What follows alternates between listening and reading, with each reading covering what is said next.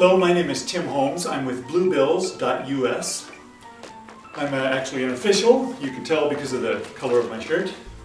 Today I'll be taking you through the process of how you too can make your own BlueBills at home. Here we are on the first floor of the BlueBills factory, the production lab. You'll notice the original art and oil lamps. Of course you don't need it for the process, but it sure helps with the ambiance. First of all, you want to go to BlueBills.us. Click on the Dye Your Own page, go down to the bottom, and there's a button to download the BlueBills text sheet. Download that to your computer. Then open that file, and you should be able to just print it directly on your printer. Just on regular office paper, and it should print exactly as we need it.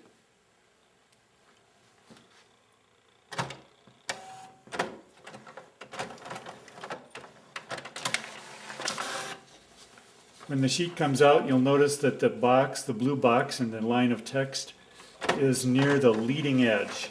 So that's the edge that went in the printer this way. So when you put it back in the feed tray, you should be able to take a pencil, look through the back and see where those faded lines are, and make a couple of marks on your printer tray with a pencil so that you can line up your bills. Okay, now I'm going to take half a sheet of paper. It's blue because, heck, it's BlueBills. We're all required to use it. Take a fresh bill, place it in the middle of the half sheet like this, and just fold a little sleeve to leave a little tiny bit of room so it's not too tight in there, but you can slide it back and forth. Then line this up to the two lines you just made with your printer. And what we want to do is slide this in, not so far that the blue paper gets picked up by the print rollers, but so you can slide this bill through to get picked up by the print rollers.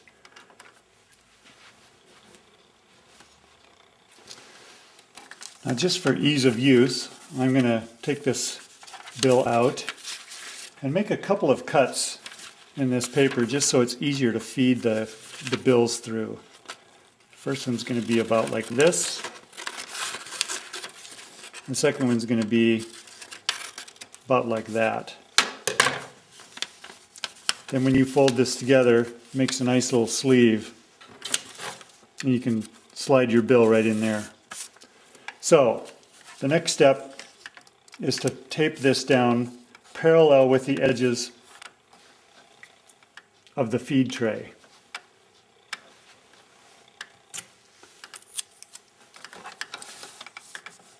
Making sure you're lined up with your lines.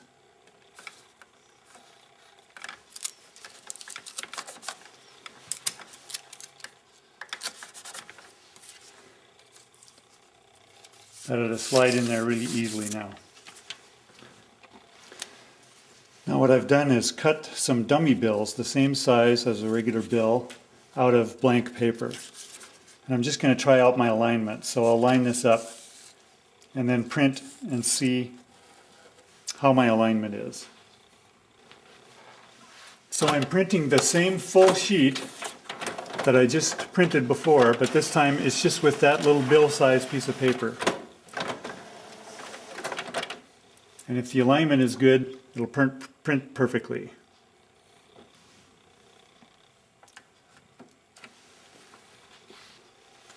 Okay, my printer's telling me that the printer's out of paper. What that means is the bill didn't get pushed through far enough.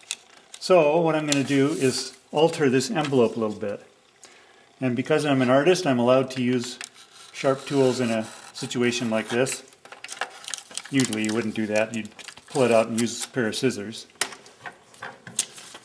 But all you need to do is have a little bit more room, push it in farther, and then try printing again. There we go. And we can check our alignment. I want to make sure that print falls right on that border on both sides. I think we're good to go. If your alignment is a little off, the thing to do is just to slide this sleeve back and forth until you can line it up properly. And if it's not straight on the dummy sheet, then this needs to be tilted one way or the other to make it parallel with the feed tray.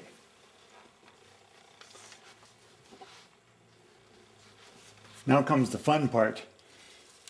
Take your bill, make sure George's head is facing the same way that the print came out from the printer, so that you're going to be right side up. And with George's face up, go ahead and put your bill in. Make sure you put on your lab coat, not because you need it, but because it just feels so much better that way. And then hit print.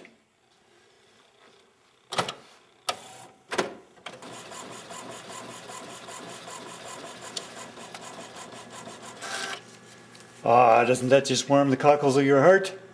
Nearly perfect alignment. Now it makes you want to go into business, doesn't it?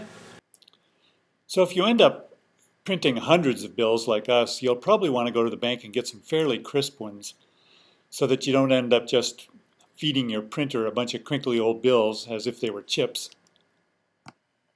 But once you get your pattern down, it really does go pretty quickly. It's fairly meditative work.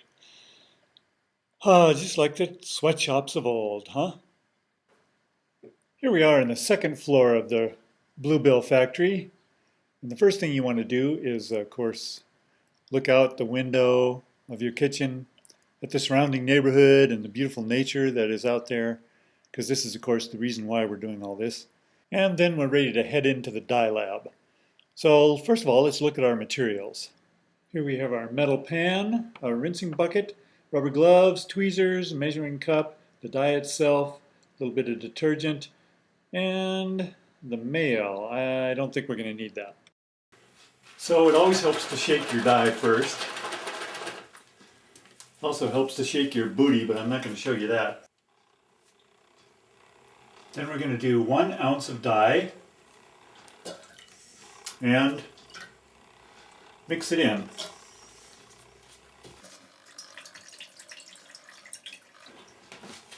Then we're going to take just a little bit of detergent, boop, then mix it in with some water.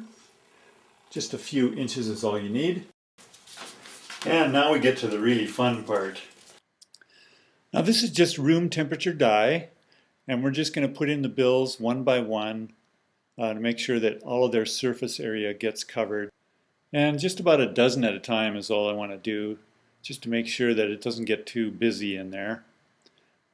I want to keep stirring them around so that all the surface area is covered. Otherwise it starts looking a little ratty, almost like it was something you cooked up in your own kitchen. Now at room temperature you've got a little bit of leeway, so the timing isn't really that critical, but after about 3 to 5 minutes you should have a nice subtle shade of blue like this. That looks pretty good to me.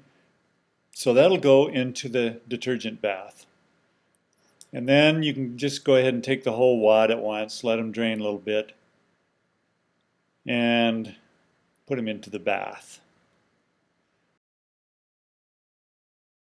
Oh, that feels so good, just like a bubble bath, except for the fact that a bubble bath is usually warm. So squeeze them around a little bit, gently, ritually cleanse them of their exploitive previous nature, turning them into now clean money, and then they can go into the sink. Then gently one by one just rinse them off, and I just slap them on the side of the sink to let them drain a little bit, kind of admire my handiwork. Create a little display along the side of the sink and let them just drain for a few minutes while I go prepare the high-tech drying rack.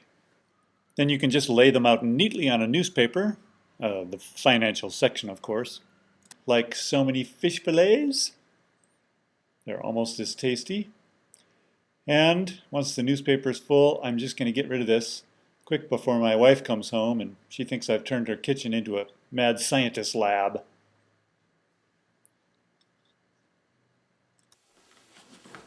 So you can let the bills dry overnight. and then they're ready to be harvested. But if you really want to impress your neighbors and create a high quality product, the thing I do before they are totally dry after maybe a couple of hours is to get them in a nice little pile and do a little book press for them. What I do is take an old phone book. We don't use phone books anymore anyway.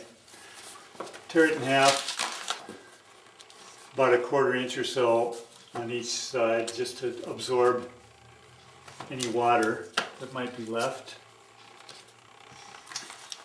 Put them in a nice clean stack. And now's the time to drag out that fine old 19th century book press that you have hidden in the garage somewhere. But if you can't locate it, that's okay, we can use something else. Then leave it to dry overnight and baby, we are done! So that's all there is to it. It takes about 2 hours to do maybe 100 bills, not including the drying time. And then the fun part, figuring out who you want to spend your BlueBills with.